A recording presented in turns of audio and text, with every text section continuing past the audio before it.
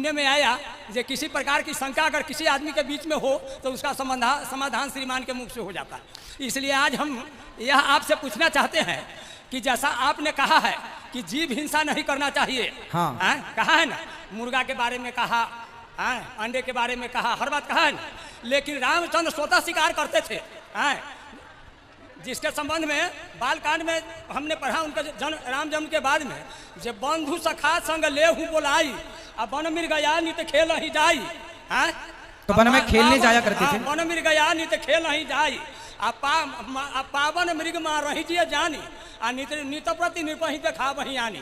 तो क्या इस संबंध में क्या युक्ति संगत बात है? इसी का शंका समाधान हमको करवाना है आपके मुखार बिंद से। जो रामचंद्र है इतना पुरुषोत्तम थे, पुरुष में उत्तम कहा गया तब पुरुषोत्तम है, तो यदि वो पुरुषोत्तम थे तो फिर शिकार करने कहा गया। अब पावन मृग का सवाल जब यहाँ उत्पन्न होगा तो कैसे समझेगा जो पावन मृग है? मैं अगर पावन हूँ और आपके मारने से यदि मैं स्वर्ग में चला जाऊँ, स्वर्ग में चला जाऊँ तो क्या मुझको कष्ट नहीं होगा? अब उत्तर दे दें, अब उत्तर दे दें। राम ने ऐसा यदि किया तो क्यों ना करके अपने पिताजी को दिखाया करते थे? अब उत्तर दे दें। जय श्रीमन नारायण। मैं तृप्ति आप सभी का स्वागत करती हूँ अपने YouTube चैनल में। आज हम एक ऐसा इंटरेस्टिंग वीडियो लेकर के आए हैं फ्रेंड्स, जिसमें गुरु जी के समक्ष एक बुजुर्ग व्यक्ति आते हैं और कहते हैं कि गुरु जी मुझे आप बताइए कि राजा जो राम थे वो मृग का शिकार करते थे, जंगल में जाकर मृग को मारते थे, हिरण को मारा करते थे, तो क्या उनका मारना उचित था? और आज की डेट में अगर हम लोग बकरे को या मुर्गे को मारते हैं तो वो गलत कैसे है? इस बात का मुझे आपसे जवाब चाहिए। ये वो सवाल लेकर के वो गुरु जी के समक्ष आते हैं। साथ ही रामायण से रिलेटेड कुछ क्वेश्चन और लेकर आते हैं, वो आगे हम इस वीडियो में देखेंगे। लेकिन उससे पहले आपने मेरे चैनल को अभी तक सब्सक्राइब नहीं करा है तो सब्सक्राइब कर लीजिएगा, जिससे कि वीडियो के नोटिफिकेशन आपको बिना देरी करे मिल सके फ्रेंड्स। तो वीडियो बहुत इंटरेस्टिंग है, साथ ही ज्ञानवर्धक भी है। वीडियो को पूरा देखेगा, स्किप मत कीजिएगा, देखिएगा कि कौन से ऐसे क्वेश्चन हैं जो इस बुजुर्ग व्यक्ति ने गुरु जी से करे हैं और साथ ही गुरु जी ने कितना अच्छा जवाब दिया है, आगे हम इस वीडियो में देखेंगे। हाँ महाराज जी के चरणों में कोटि कोटि प्रणाम। जय हो। कैसे हैं बहुत प्रभु? दिन समय इस सांस में था, उसी तरह जैसे कि बिहारी ने लिखा है कि ही आसाठ कयो रहत अली गुलाब के मूल हुई है फेरी बसंत ऋतु तो इंदा रनवे फूल। इसलिए मैं अवसर ढूंढ रहा था जो कब महाराज जी का सुहागवन हमारे राज्य में होगा। लेकिन जब मैंने यह सुना कि आप अमुक स्थान पर आ रहे हैं तो मैं भी बहुत सुदूर जगह से हाजीपुर के नजदीक से आ रहा हूँ। हाँ। और सुनने में आया कि किसी प्रकार की शंका अगर किसी आदमी के बीच में हो तो उसका समाधान श्रीमान के मुख से हो जाता है। इसलिए आज हम यह आपसे पूछना चाहते हैं कि जैसा आपने कहा है कि जीव हिंसा नहीं करना चाहिए, हाँ कहा है ना, मुर्गा के बारे में कहा, अंडे के बारे में कहा, हर बात कहा है ना, लेकिन रामचंद्र स्वतः शिकार करते थे, जिसके संबंध में बालकांड में हमने पढ़ा उनके राम जन्म के बाद में, जे बंधु सखा संग ले हूँ बोलाई अब वन मिर गया नित खेल ही जाई, तो वन में खेलने जाया करते थे, वन मिर गया नित खेल ही जाई पावन मृग मार रही जिए जानी आ नित प्रति निर्पही देखा वही आनी। तो क्या इस संबंध में क्या युक्ति संगत बात है? इसी का शंका समाधान हमको करवाना है आपके मुखार बिंद से। जो रामचंद्र है इतना पुरुषोत्तम थे, पुरुष में उत्तम कहा गया तब पुरुषोत्तम है, तो यदि वो पुरुषोत्तम थे तो फिर शिकार करने कहा गया। अब पावन मृग का सवाल जब यहाँ उत्पन्न होगा तो कैसे समझेगा जो पावन मृग है? मैं अगर पावन हूँ और आपके मारने से यदि मैं स्वर्ग में चला जाऊँ, स्वर्ग में चला जाऊँ तो क्या मुझको कष्ट नहीं होगा?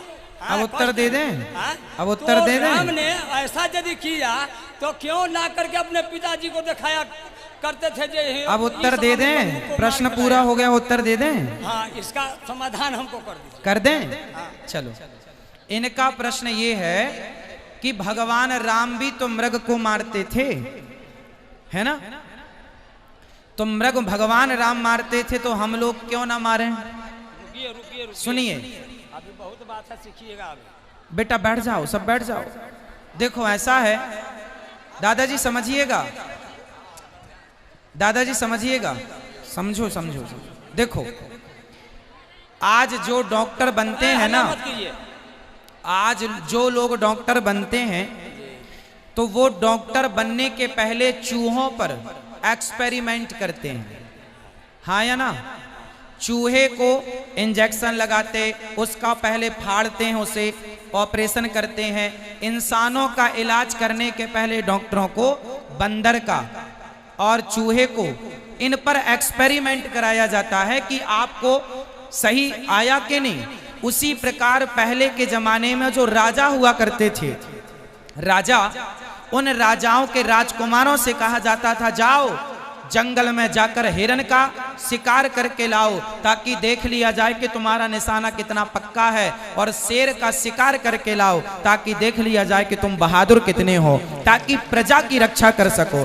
ये बातें सिर्फ राजकुमारों के लिए थी, आम जनमानस के लिए नहीं। मैं चूहा मारूं तो पाप लगेगा, आप चूहा मारे पाप लगेगा, पर डॉक्टर चूहा को एक्सपेरिमेंट करते समय चूहा मर जाता है, वो उनकी पढ़ाई का हिस्सा है, समझ रहे हैं, वो उनकी शिक्षा का हिस्सा है। उसी तरह उस जमाने में हिरण का और शेर का शिकार करने के लिए राजा इसलिए भेजता था कि शेर का शिकार करके आएगा तो प्रजा निडर हो जाएगी कि जो शेर का शिकार कर सकता है वो अपनी प्रजा की रक्षा कर सकता है। तो एक राजा को इस प्रकार के एक्सपेरिमेंट से गुजरना पड़ता था। तो वो राम एक राजकुमार थे और भावी राजा थे, इसलिए उनको इस एक्सपेरिमेंट से गुजारा गया। और ये छूट केवल राजाओं के लिए है, सबके लिए नहीं। और दूसरी बात, जंगल में जो उद्दंड हिंसक पशु हो जाते थे, जैसे गांव में कोई बैल ऐसा होता है जो सारे को मारता है, तो ऐसे जो जंगल में उद्दंड कोटि के जो प्राणी हो जाते थे उनका शिकार किया जाता था, हर जीव जंतु का नहीं, ठीक है। इसलिए राम जी एक राजकुमार थे, भावी राजा थे, इसलिए राजाओं के लिए ये अधिकार था जैसे डॉक्टरों के लिए चूहे को मारने का अधिकार है, बस ये अधिकार था, ठीक है। अब एक बात और है, हाँ, जैसे जनकपुर में धनुष भंग करने के टाइम में भगवान जब पहुंचे थे और सीता भी मौजूद थी, तो देखी विपुल विकल्प देही आ निमिष विहात कलपसम ते ही आ तिरसित बारी बिनु जो तनु त्यागा तो मुँह करई का सुधा तरागा। इससे कहने का तात्पर्य है कि जैसा मानस में तुलसीदास ने इस चीज़ को उद्धृत किया है, राम की ओर से जैसा उन्होंने लखन को इंडिकेट किया, तो मेरा कहने का मतलब है जो अमृत हर मृत प्राणी को जिंदा करने में सक्षम है। तो राम ने अपने मुखार बिन से क्यों कहा था जो तिरसित बारी बिनु, सीता को देख करके जो तिरसित बारी बिनु जो तनु त्यागा तो मुँह करई का सुधा तरागा। इससे साफ जाहिर होता है कि मृत प्राणी को अमृत जिंदा करने में सक्षम नहीं है। ऐसा लिखा तो क्यों, जबकि हम लोग आप तक जान रहे हैं कि मृत प्राणी को जिंदा करने में अमृत सक्षम होता है। ऐसा उन्होंने मेंशन किया तो क्यों किया, इसका आंसर हमको चाहिए। आपने बढ़िया कहा, क्योंकि राम स्वयं चलते फिरते अमृत हैं, राम का दर्शन से ही व्यक्ति अमर हो जाता है। रावण को राम जी ने मार दिया, मार ही तो दिया, पर मर के भी वो अमर हो गया कि नहीं, अमर है या नहीं रावण, मर के भी अमर। शबरी को छू लिया राम जी ने, अमर हो गई।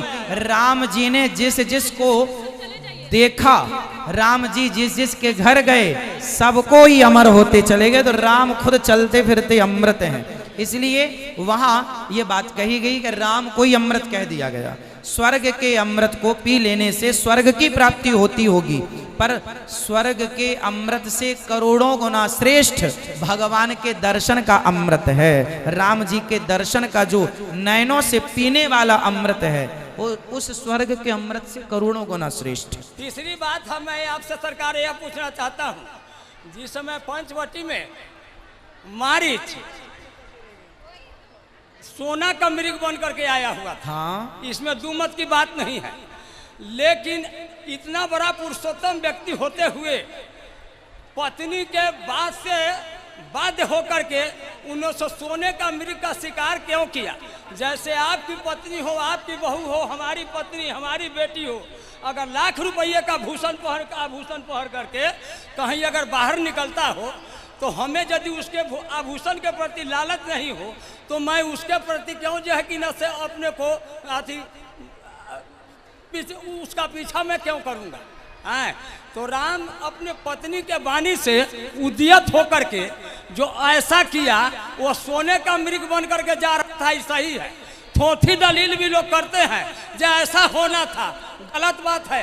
कहा गया है जो example is better than precept, उपदेश से उदाहरण कहीं अच्छा होता है कि नहीं होता है। तो यदि वो सोने का मृग हुआ तो क्या उनके लिए युक्ति संगत बात थी कि अपनी पत्नी के बात से बाध्य होकर के उस मृग का शिकार करना? इस पर अपना विचारधारा हमको प्रकट कीजिए। अच्छा ये बताइए, यहाँ देखिए, यहाँ ये बताइए कि जो सीता, सुनिए ध्यान से इनके सवाल का उत्तर सुनो। जो सीता सोने के मृग पर मोहित हो गई, पहले तो ये बताइए क्या वो सीता स्वयं असली थी? नकली। हाँ, तो नकली सीता ही नकले सोने के मृग में मोहित हो गई, वो खुद नकली थी। जब लगी करहूं निशाचर नासा तब लगी करहूं अग्निकुंड। हाँ, तो उन्होंने नकली सीता बना के रखी है, इसलिए फिर भी सीता का स्वरूप बना करके नहीं रखा था। हाँ, तो फिर सीता के कहने के बाद नकली सीता थी, हम मान लिया इस बात को। हाँ, लेकिन नकली सीता के कहने के अनुसार उनकी वाणी से बाध्य होकर के उन्होंने शिकार क्यों किया? भाई सीता नकली थी और मृग भी नकली था, समझो। सीता नकली थी और मृग भी नकली था, और मृग भेजने वाला कौन था? रावण। रावण राम जी की परीक्षा लेना, रावण ने कह दिया था, रावण समझ गया था कि खरदूषण सम मोहि बलवंता तिन्हि को मारे बिनु भगवंता।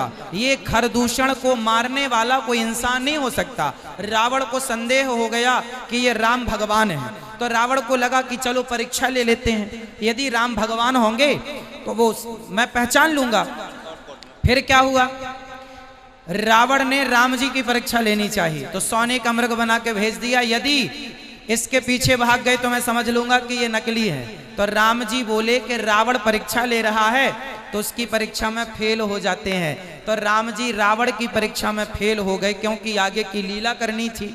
रावण परीक्षा लेने आया था, यदि राम जी कह देते ये सोने का मृग है, पोल पट्टी खोल देते मारीच की, तो आगे फिर रावण की योजना क्या होती, फिर सीता हरण कैसे होता, फिर लंका दहन कैसे होती। उस एक घटना से आगे की बहुत सारी लीलाएं करनी थी, इसलिए राम जी सब कुछ जानते थे, लेकिन सब जानकर भी वो रावण की उस परीक्षा में फेल होना ही ठीक समझा, इसलिए राम जी को लीला आगे की करनी थी। यदि नहीं होती वो लीला तो आगे की सारी लीला बाधित हो जाती, इसलिए राम जी फेल हो गए रावण की परीक्षा में। रावण परीक्षा लेने आया था राम जी की, देखें तो कि ये असली भगवान होंगे तो समझ लाएंगे कि सोने का मृग तो होते ही नहीं है, पर नकली है ये। रावण को चकमा दे दिया राम जी की लीला ने। चल आपने कि गुरुजी से इन्होंने जो क्वेश्चन करे उसका जवाब कितना खूबसूरत तरीके से गुरुजी ने यहाँ पर दिया है। तो कैसी लगी आपको आज की मेरी वीडियो? अगर आपको मेरी वीडियो पसंद आई है तो मेरे चैनल को लाइक, सब्सक्राइब, शेयर करना बिल्कुल भी ना भूलें, और कमेंट सेक्शन में आज जरूर लिखें जय श्री राधे।